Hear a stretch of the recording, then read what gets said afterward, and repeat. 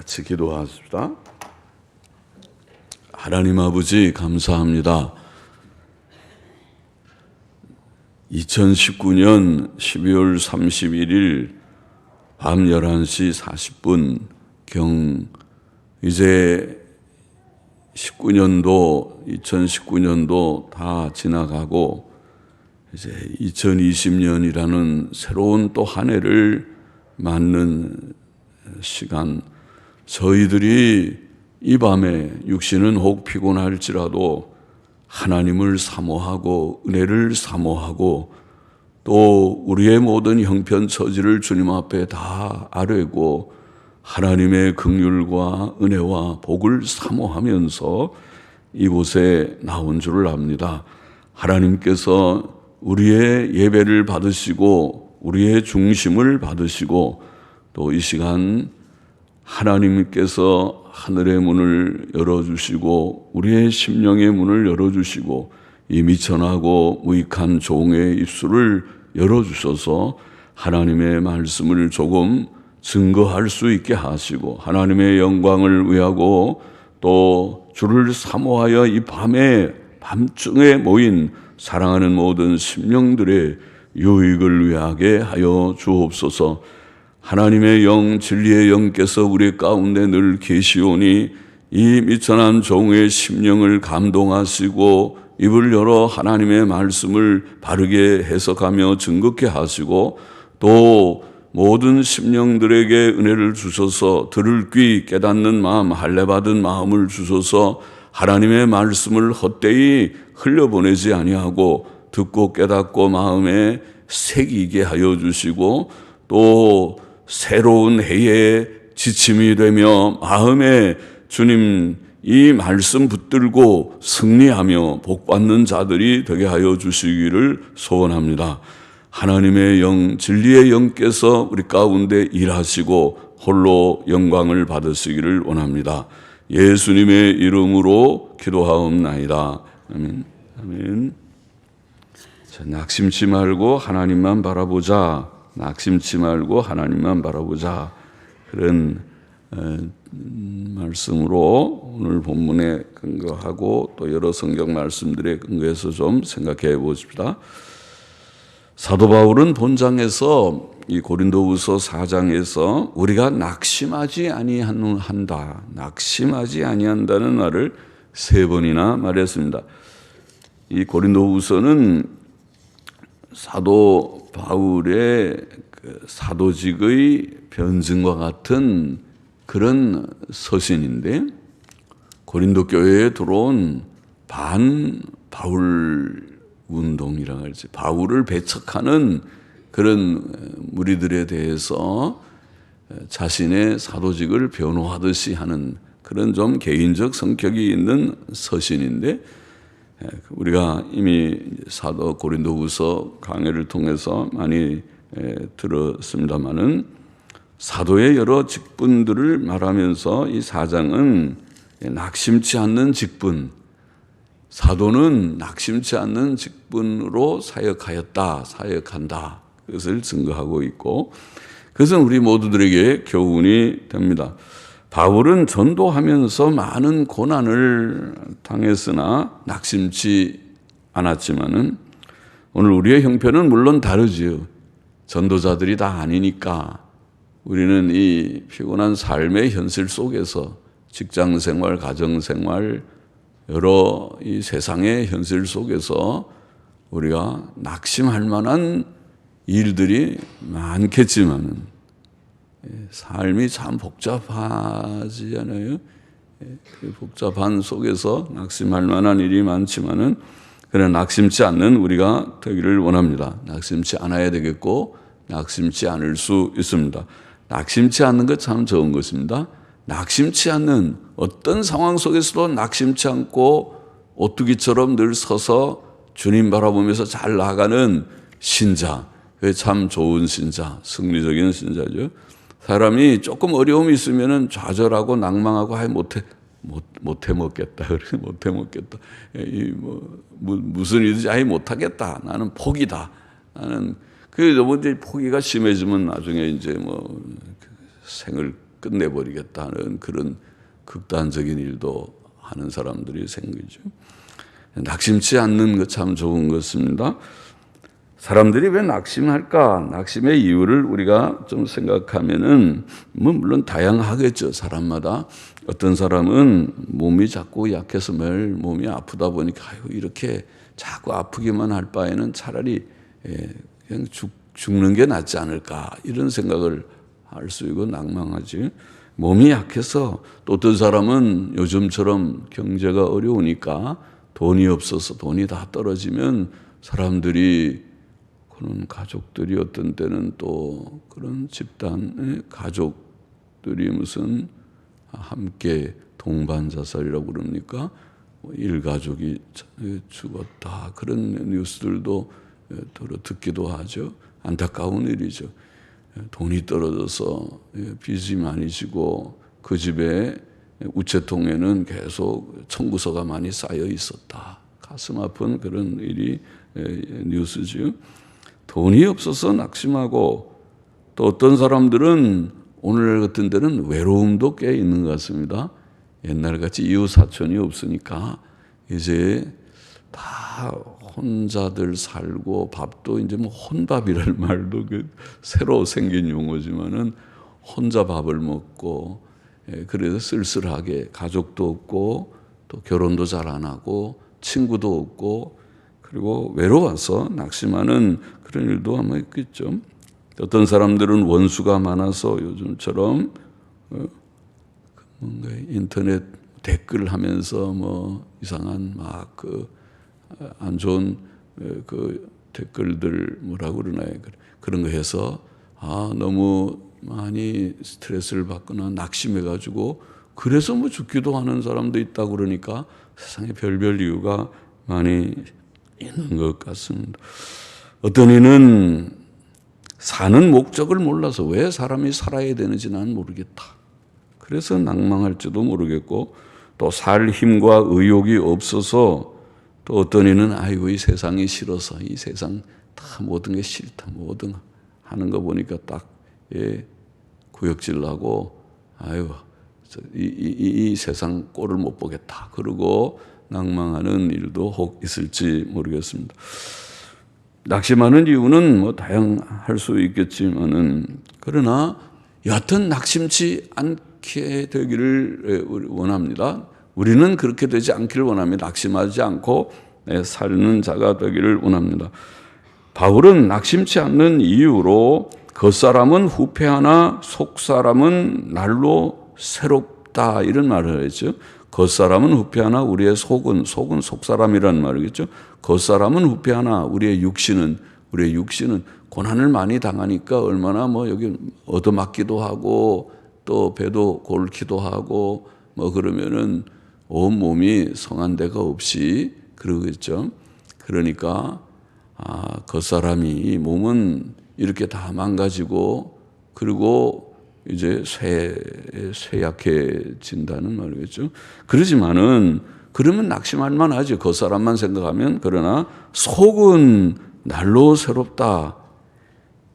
낙심은 사실 마음이 하는 것인데 몸은 얻어맞아 가지고 온 데가 아프고 쑤시고 하지만은 속의 마음은 그 마음을 누가 막 아프게는 못하잖아요. 마음은 자기가 다스리기 나름인데 마음이 날로 새로워진다니 이거 참 은혜가 아닙니까?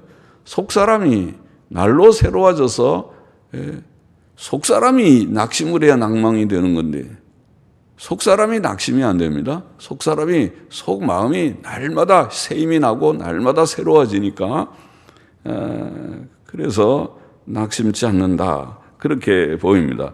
속사람이 날로 새롭기 때문입니다. 우리의 육신은 세월이 흐르면 쇠해지는 것이 있지요. 어릴 때나 젊을 때는 그거 잘 모르죠. 그냥 빨리빨리 어른이 되면 좋겠다고 크지만은 그러나 이제 성인이 되고 아직 40쯤도 잘 모를 것 같아요. 40대도 아직은 젊은 때가 아닌가 싶고 그러나 이제 40이 되면 45세나 아마 보통 되면은 그러지 않은가 싶은데 남자나 여자나 할 것 없이 그쯤 되면은 몸에 약한 부분이 좀 삐걱대는 것 같더라고요. 그래서 보통 어디가 좀 아파서 병원에 가는 것이 그때가 좀 많은, 물론 그 전도 있고 뭐 후도 있고 할 수 있지만 건강에 따라서 할 수 있겠지만은, 그리고 50이 넘으면 본격적으로 몸에 약한 부분들이 많이 나타나는 것이 아닌가 싶습니다.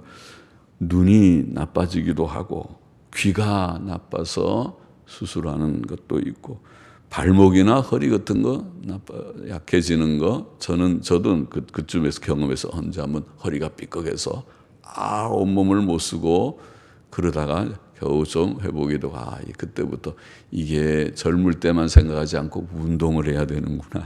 그때부터 운동이 필요하다는 것을 터득을 한 적이 있었는데요.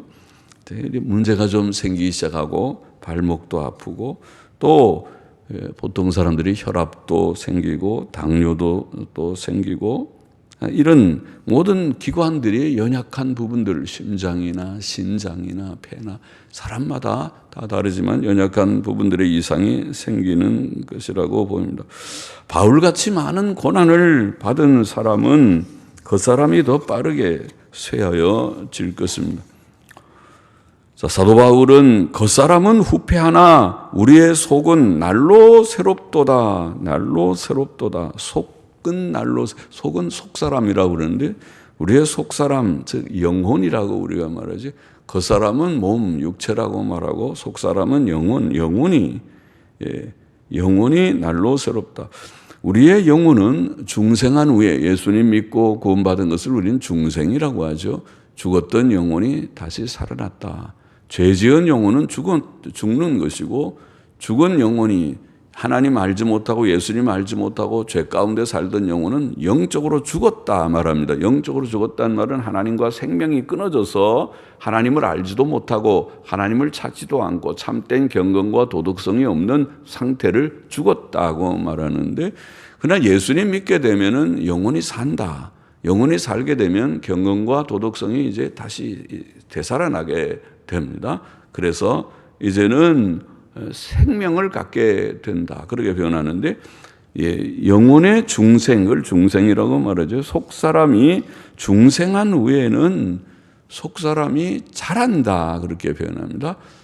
중생할 때는 우리가 마치 육신의 생명이랑 비슷해요.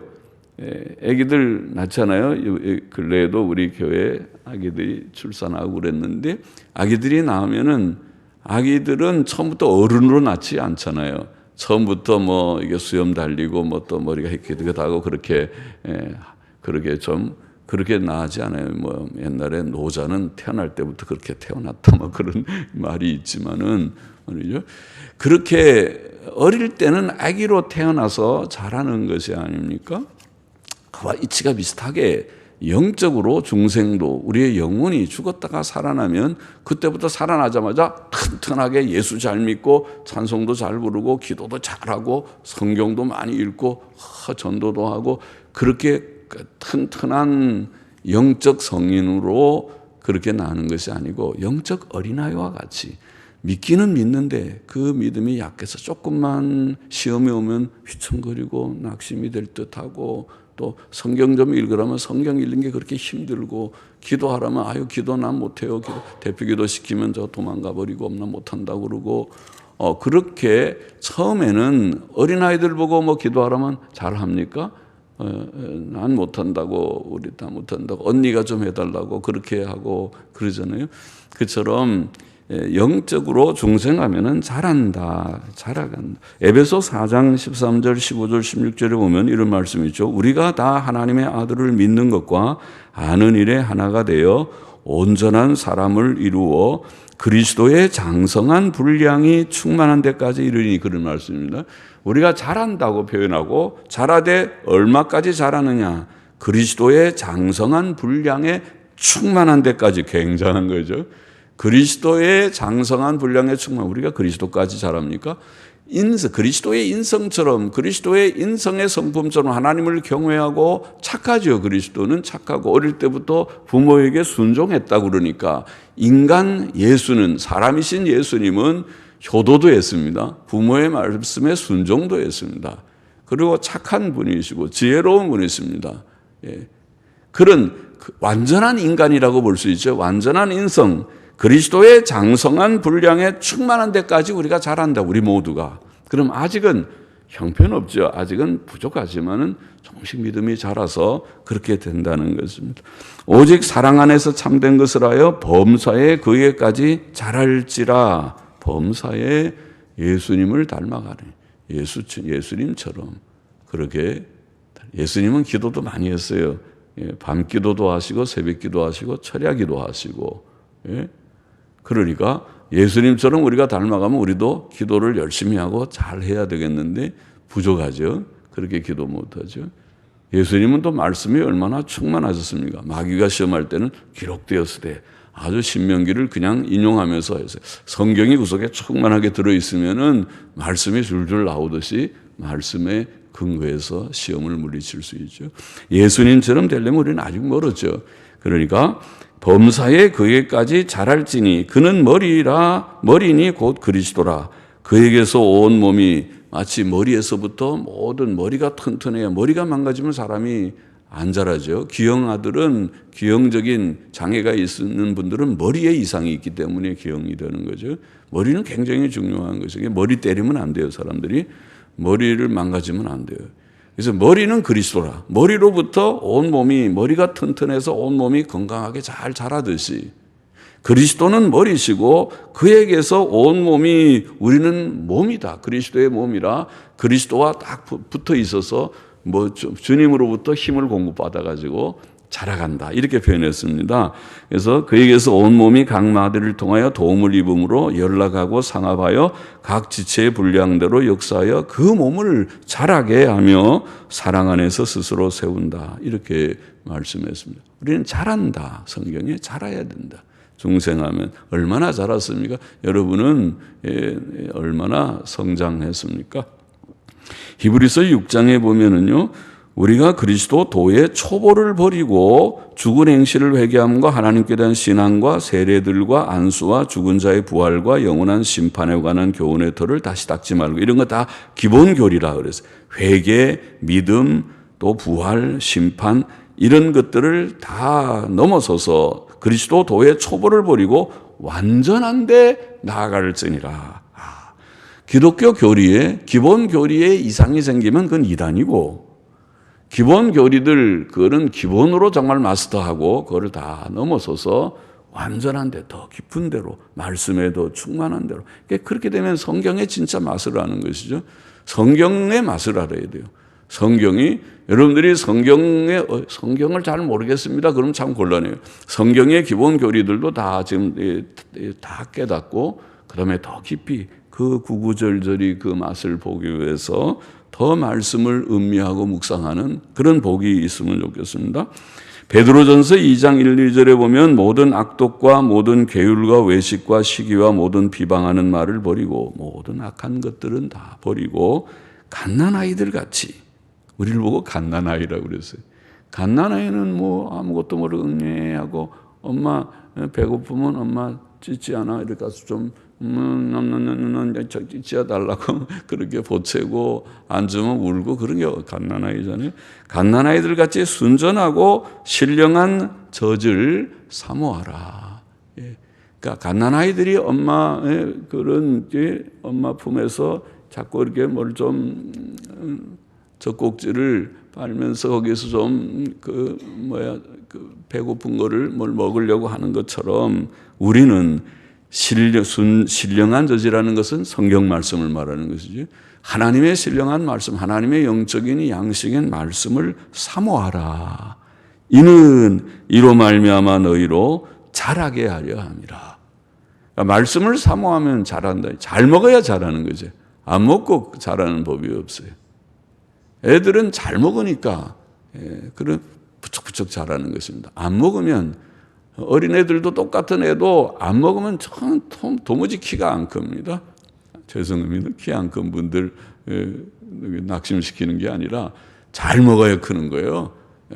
5대 영양소, 4대 영양소, 5대 영양소인지 골고루 잘 단백질 또 탄수화물 또 기름도 잘하고 또 비타민 대항효소가 뭔지 몰라도 그렇게 골고루 잘 먹어야지 돼요.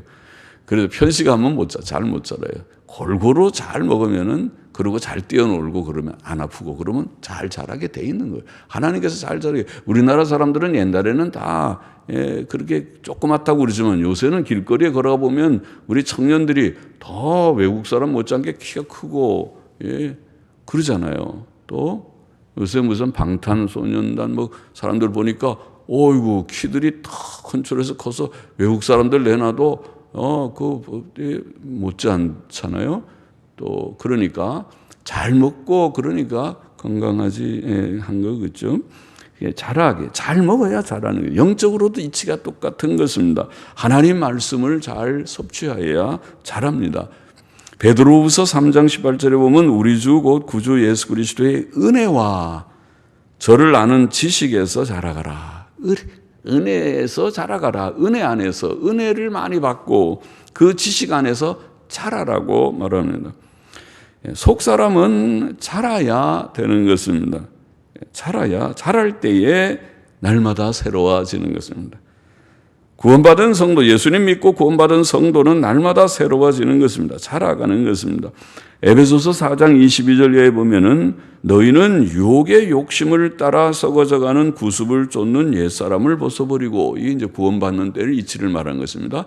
옛사람을, 옛날에 나는 이제 다 옷을 벗어버리듯이 나는 옛날이 이제 끝나고 오직 심령으로 새롭게 되어, 이게 중요한, 심령으로 새롭게 되는 것이 중생이고 성화인데, 심령으로 새롭게 되어 하는 말은 한 번만 단회적인 것이 아니라 원문에는 반복적인 그런 시제로 되어 있어요. 심령으로 새롭게 되어 하나님을 따라 의와 진리의 거룩함으로 지으심을 받은 새 사람을 입으라. 옛사람 벗어버리고 새 사람 입는 게 중생인데, 새 사람을 입을 때 일어나는 이 심령의 변화는 한 번만 일어나는 것이 아니라 계속적으로 일어나는 것이다. 그게 성화입니다. 계속적으로 우리가 자라가는 것인 거예요. 자라가는 것이 심령으로, 오늘 여기 표현을 보면은 뭐예요? 우리의 속이 날로 새롭도다. 자라니까 날로 새로워져요. 날마다 깨닫는 바가 있고 지식이 더하여지고 또 하나님의 은혜가 넘치고 믿음이 더 자라고 강해지는 것입니다. 그게 얼마나 좋습니까? 우리 자녀들이 잘 자라서 어이구 너 키도 크고 힘도 셌네. 나랑 한번 팔씨름 해볼까? 팔씨름도 이길 것 같이 이제 힘이 되고, 어느 날 이제 청년이 되면 그때는 어이구 이제 야단을 치려면 아버지 왜 그러세요? 하고 딱 손잡으면은 이거 봐라. 이게 이제는 잘 어릴 때처럼 안 된다. 그럴 때가 있겠죠. 그러면은 다 큰 거죠. 그러면은 마음이 뿌듯하기도 하죠. 이제 많이 컸구나. 이제 다 장가갈 때가 됐구나. 그리고 그러잖아요. 그처럼 이게 자라가는 것입니다. 근데 날마다 심령이 새로워져서 자라가면서 우리의 심령이 날마다 새로워지는, 자, 이것을 말했습니다. 이것이 성화인데, 이렇게 될 때에 우리의 심령이 강해지는 것이죠. 또 사도 바울은 또 말하기를 우리의 잠시 받는 환난에 경한 것이 지극히 크고 영원한 영광에 중한 것을 우리에게 이루게 함이라고 그렇게 말을 했습니다. 자, 이 겉사람은 고난 가운데서 쇠해져서 이제 죽을 고비를 많이 겪으면서 쇠약해지지만은 심령으로는 날마다 새로워지면서 하는 말이 뭐냐면은, 이렇게 우리가 환난을 많이 당하지만은 이 환난은 잠시 받는 것이다 표현했어요. 이 잠시 받는 환난, 우리가 지금 당하는 이 지상의 생활이 100년이, 길게 보면 100년도 안 되지만은 100년이라고 우리가 잡아도 이 100년은 그렇게 과히 긴 기간이 아니라는 것입니다. 어디에 비하면 영원이라고 하는 긴 시간에 보면 그건 점과 같은 것이다. 100년이. 100년이 점과 같은 그런 시간에 불과한 것이다. 그런 표현입니다. 그래서 우리의 잠시 받는 환난에 경한 것이 지극히 크고 영원한 영광, 지극히 크고 영원한 영광에 중한 것을, 지금 우리가 받는 환난은 경한 것이다. 가벼운 것이라고 말하고, 지극히 크고 영원한 영광에 무거운 것이다. 그건 아주 큰 것이고 요건 작은 것이다. 이렇게 표현했어요. 그럼 그 지극히 크고 영원한 무거운 것, 중한 것이 뭡니까? 그 천국이죠, 천국. 그 천국은 영원한 세계란 말이죠. 우리가 이 세상에서의 우리의 삶은 100년이에요. 출생하고 죽음, 저 공동묘지 가면 다 출생, 맨날 출생해서 언제 사망, 그래서 적어놨어요. 비석에는 항상 적잖아요. 이 사람은 몇 년에 출생해서 몇 년에 죽었다. 이 세상은 그렇게 딱 제한되어 있지만은 천국은 영생하는 영혼이니까 그 영혼에 비해 보면 영혼이라는 몇천 년에서 뭐 100년, 그건 아무것도 아니죠. 몇천 년만 하더라도 몇천 년, 만 년에 비하면 100년은 아이고 아무것도 아닌 게 10분의 1도 안 된다. 100분의 1도 안 된다. 조금이다. 근데 영원이라고 하는 긴 세월에서 볼 때에는 우리의 100년은 점에 불과한 것이다. 그 얘기입니다. 그래서 고난을 지금 받지만은 이 고난이 오히려 영원한 천국을 이루는 일이 되었다. 이렇게 말을 하는 것입니다. 자, 우리의 돌아보는 것은 그러면 여기에 지금 우리가 낙심치 않는다고 바울이 말하고 그것은 그 속이 우리의 왜 낙심치 않는 이유는 그 속 사람이 겉사람은 후패해서 낭망할 만하지만은 그 속은 날마다 새롭다. 우리는 환경은 다르지만 우리가 고난을 받는 무슨 뭐 전도하다가 두들겨 맞거나 또 배를 골거나 이런 것은 아니지만은 그러나 이 세상을 사는 고난은 비슷하다고요. 고난은 여러 모양의 우리의 사는 형편은 다 다르지만은 우리가 이 세상이 고난의 세상이라는 것은 다 비슷한데 이 고난 속에서 낙심할 만하다는 것도 비슷한 상황이에요. 그러나 바울이 낙심치 않는 이유는 속사람이 새로우니까 낙심치 않듯이 우리도 속사람이 새로우면 낙심치 않을 것입니다. 속사람이 새롭지 못하고 속사람이 마음이 벌써 상해버리면은 조그만 고난이 와도 웬만한 사람은 그 고난 와도 끄떡하지 않고 잘 이겨나가는 그 고난도 이기지 못해서 약간만 고난이 와도 아이고 난 못한다고 나는 아이고 이렇게 힘들어서 사람 사는 게 힘들다고 그러고 낭망할 거예요. 속사람이 강해야 되고 또 하나는 속사람이 강한 것과 더불어서 그는 지금 뭐라고 해요? 내가 지금 이 겉사람은 쇠해져서 하지만은 이것이 고난이 지금 지극히 영원한 영광을 이루는 것이라고 했습니다. 지금 이것은 잠깐 있는 고난이고 내가 이렇게 해서 혹 죽는다 하더라도 영원한 세계가 있다면 그것은 비교해보면 아무것도 아니라는 걸 우리가 알 수 있죠. 그 말을 하고 있습니다. 그러면서 우리의 돌아보는 것은 바울이 지금 돌아보는 우리는 지금 뭘 돌아보고 살고 있느냐. 우리의 돌아보는 것, 여러분의 돌아보는 것이 무엇입니까? 우리의 돌아보는 것은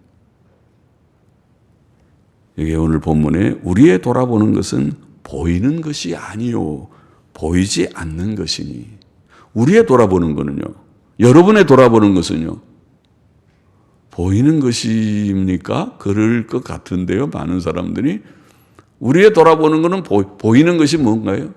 보이지 않는 것은 뭐고요? 보이는 것이니 보이는 것이 아니요 보이지 않는 것이니 보이는 것은 잠깐이요 보이지 않는 것은 영원합니다. 옳지요. 여기 우리의 돌아보는 것이 보이는 것이 아니다. 보이는 것이라는 것은 우리가 사는 지금 이게 다 보이는 것이 아닙니까? 이게 다 보이는 것입니다. 이 세상이 보이는 것입니다. 세상에 있는 모든 것들 우리의 육신의 속, 이 육신도 보이는 것입니다. 이게 보이는 것이죠. 우리의 영혼은 안 보입니다. 영혼이 보입니까? 하나님이 우리 가운데 계시지만은 예수님이 우리 가운데 신성의 영으로 계시지만 보입니까? 안 보입니다. 두세 사람이 내 이름으로 모인 곳에 함께 계시겠다고 약속하셨으니 주님께서 이 시간에 이곳에 계셔서 영광을 받으시는 줄 우리가 믿어야 되지만은 안 보입니다. 바람이 안 보이듯이 안 보입니다.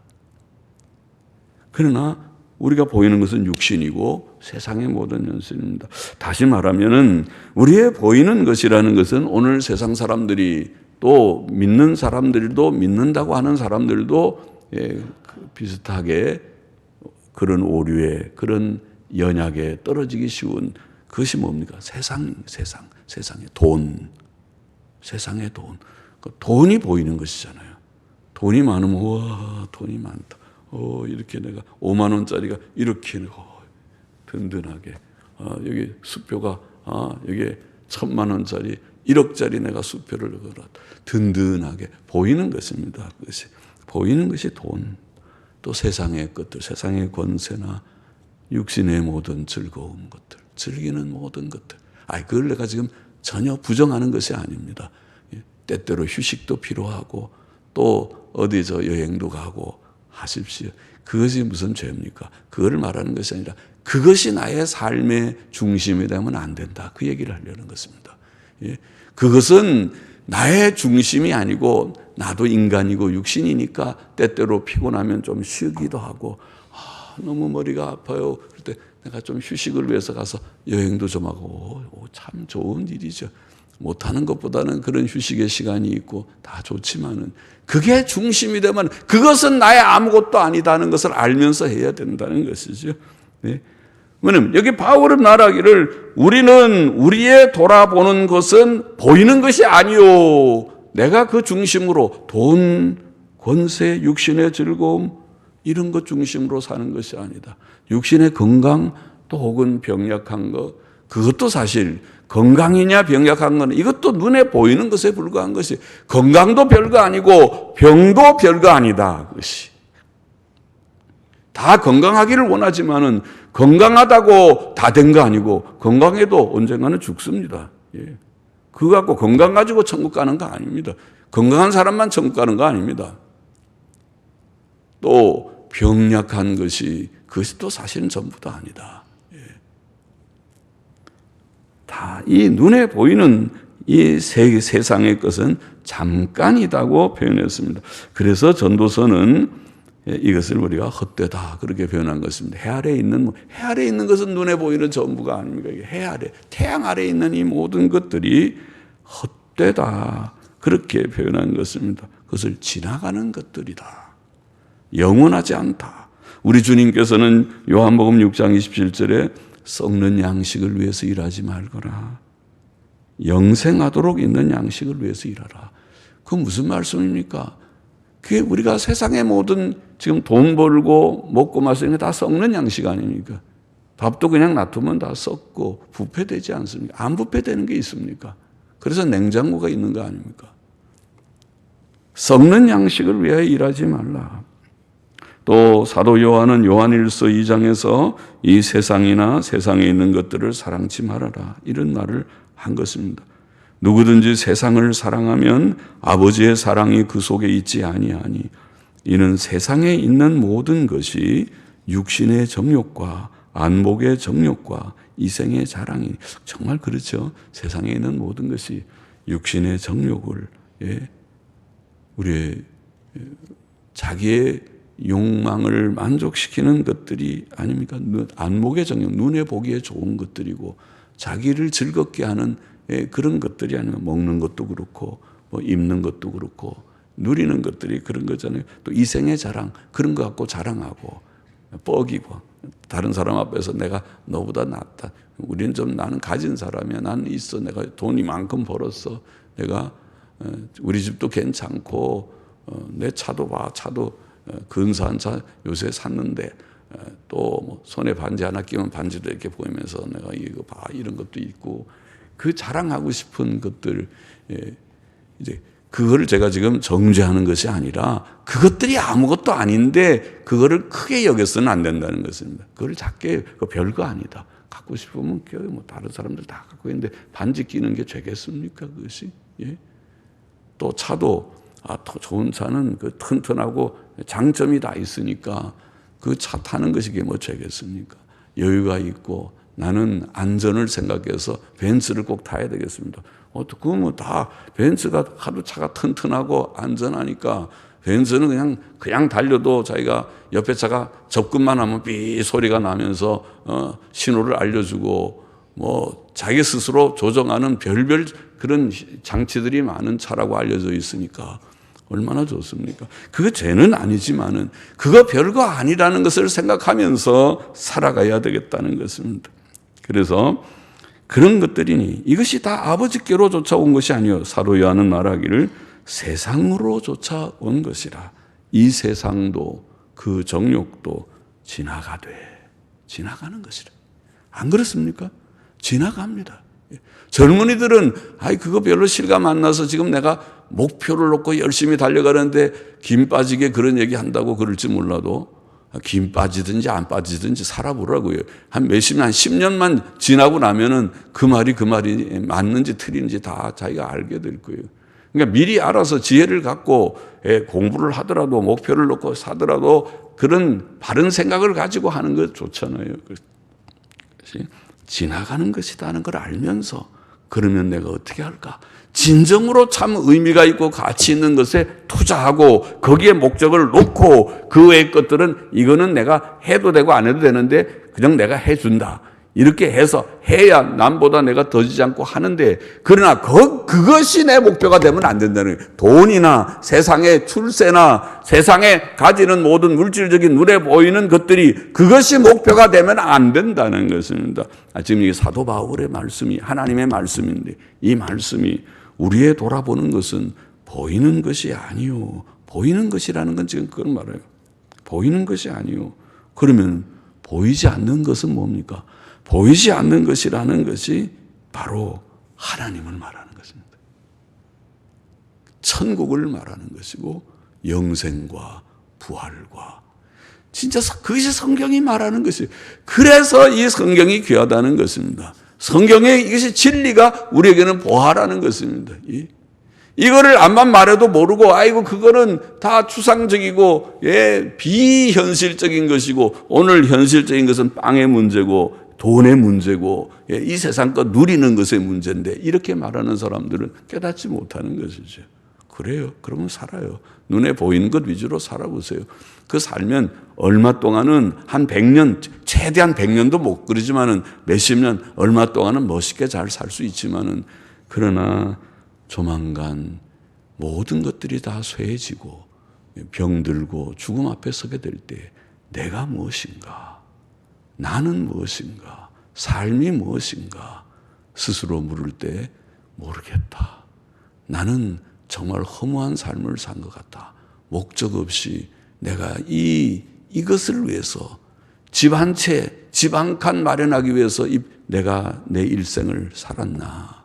내가 이것 때문에 살았나 싶은 때가 올 것입니다. 죽음 앞에 서면 올 것인데 그때는 돌이킬 수 없죠. 내 인생을 다시 살 수 없으니까 이미 다 살았는데 헛되게 살았는데 내가 이걸 진작 깨달았으면 내가 젊을 때 20대 30대 깨달았으면 내 이 몇십 년을 좀 더 가치 있게 설계해서 내가 하나님의 영광을 위해서 의미 있고 가치 있게 내가 좀 살았을지도 모르겠다고 생각하지만 때는 이미 늦어버리고 지나가 버리고 돌이킬 수 없는 시간이 되어버린 것이니까.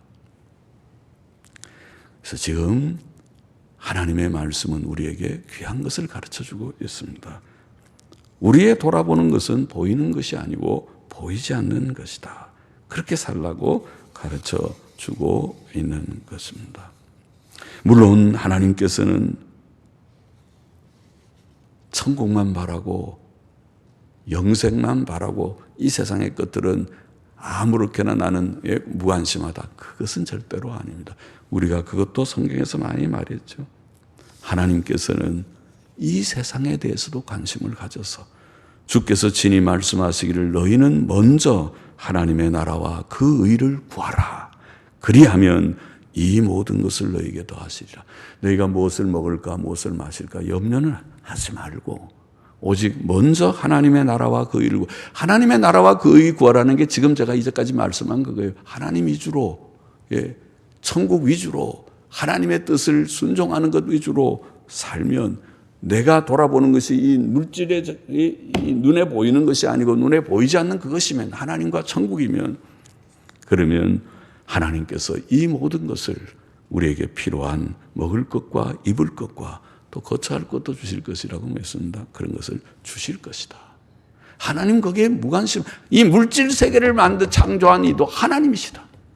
하나님이 다 모든 이 세계를 주관하시는 하나님께서 하나님을 경외하고 믿음으로 순종으로 사는 그 자녀들을 모른다. 나는 천국만 알지 너희 세상은 모르니까 너희가 고생하든 병들어서 고생하든 굶어 죽든 난 모른다. 그런 하나님이 아니시다는 거죠.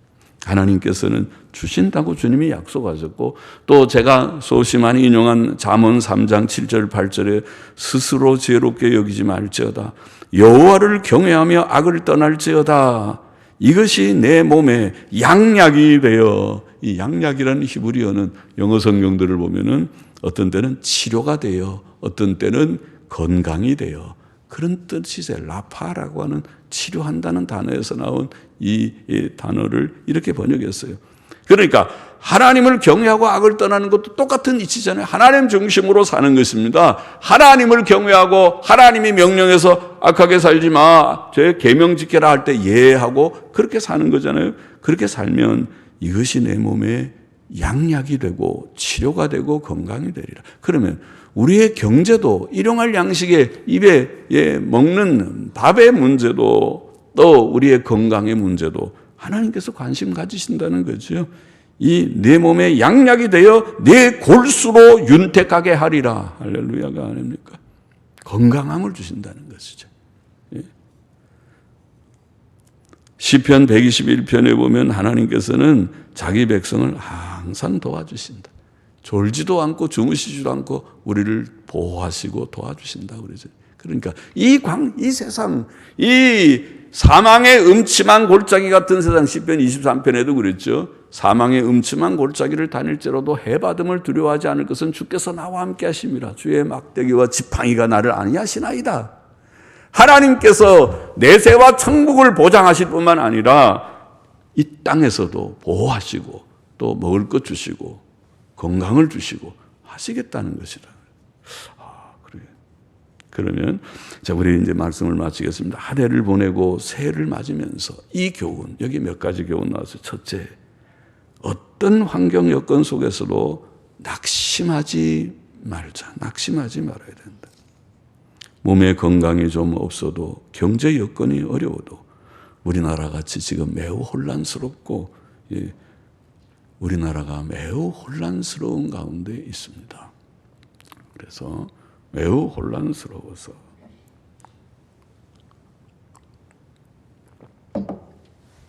앞으로 어떻게 될지는 10년, 20년 지나보면 드러나겠죠.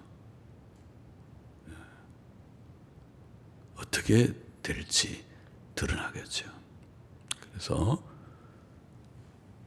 우리나라의 이 환경이나 국제 정세를 우리가 다 생각할 때에 때때로 답답하고 어려움이 많은 가운데 있을지라도 낙심하지 말아야 된다. 왜 낙심하지 않습니까? 우리의 심령이 약해지지 않으니까, 날마다 우리의 심령이 새로우니까, 또 우리는 하나님을 바라보니까, 하나님이 누구신데, 하나님이 모든 역사를 주장하시는 자이신데, 우리의 생사화복을 주장하시는 자인데, 우리에게 먹을 것을 주실 수도 있고 주지 않으실 수도 있고, 우리의 건강을 주실 수도 있고 주지 않으실 수도 있고, 이 사회에 평안을 주실 수도 있고 전쟁을 주실 수도 있는 하나님이신데, 하나님 중심으로 사는 것이니까 우리는 낭망하지 않는다. 낙심하지 않는다. 하나님이 없어야 낭망하는 거지. 우리의 심령이 새로워지지 않고 심령이 낭망이 돼야 낭망이 오는 거지. 심령이 날마다 새롭고 하나님을 낭망하는데 낙심치 말아야 된다. 그리고 오직 둘째로 속사람을 날마다 새롭게 해야 하겠습니다. 이미 우리의 믿는 자는, 중생한 자는 속사람이 새로워졌지만은 아까 현재 진행입니다. 날마다 새롭게 해서, 어떻게 날마다 새로워진다고 아까 제가 얘기했죠. 밥 잘 먹어야 된대. 성경 말씀을 읽고 듣고 순종하는 거 늘 하고, 늘 기도도 열심히 하고, 성령의 인도하심으로 사는 것이 속사람이 새로워진 것이 성화지요. 성화를 위해서 힘쓰라는 말입니다. 우리는 우리의 몸을 의의 도구로 하나님께 드려야 하고, 성경이 가르친 대로 주의 재림의 날을 바라보면서 재림의 주 앞에 흠과 점이 없이 나타나기를 힘쓰라고 가르친 대로 그렇게 힘써야 하겠다는 것이고, 셋째로, 이게 중요한 거 이미 나왔지만은, 우리는 이 세상을 바라보지 말고 하나님만 바라봐야겠습니다. 자, 낙심치 말고 속 사람을 날마다 더 새롭게 되게 힘쓰고 성화를 힘쓰고 우리는 이 세상, 눈에 보이는 이 세상을 바라보지 말고 눈에 지금 보이지 않지만 하나님, 살아계신 하나님, 주권적으로 섭리하시는 하나님을, 우리의 생사화복을, 국가의 흥망성쇠를, 세계의 역사를 주장하시는 그분 하나님을 바라보아야 된다. 우리의 소망은 하나님과 천국에 있습니다. 예. 또 이렇게 바라볼 때 방금 말씀드렸지만은 하나님께서는 우리의 건강도, 우리의 경제도, 우리의 가정적인 평안, 사회 환경적인 평안까지, 이 불안한 대한민국의 미래도 하나님의 긍휼 가운데 지켜주실 것을 믿습니다. 기도하십시다. 하나님 아버지 감사합니다. 부족한 종이 오늘도 이 말씀 조금 전했습니다. 낙심치 않게 하여 주시고 속 사람을 날마다 새롭게 주님 강건하게 되도록 성화를 힘쓰는 자들이 되게 하여 주시옵시고, 눈에 보이는 이 세계를 바라보지 않고 눈에 보이지 않는 하나님과 천국을 앙망하며 소망하며 나아가는 저와 우리 모두가 되게 하여 주옵소서. 예수님의 이름으로 기도하옵나이다. 자, 우리 같이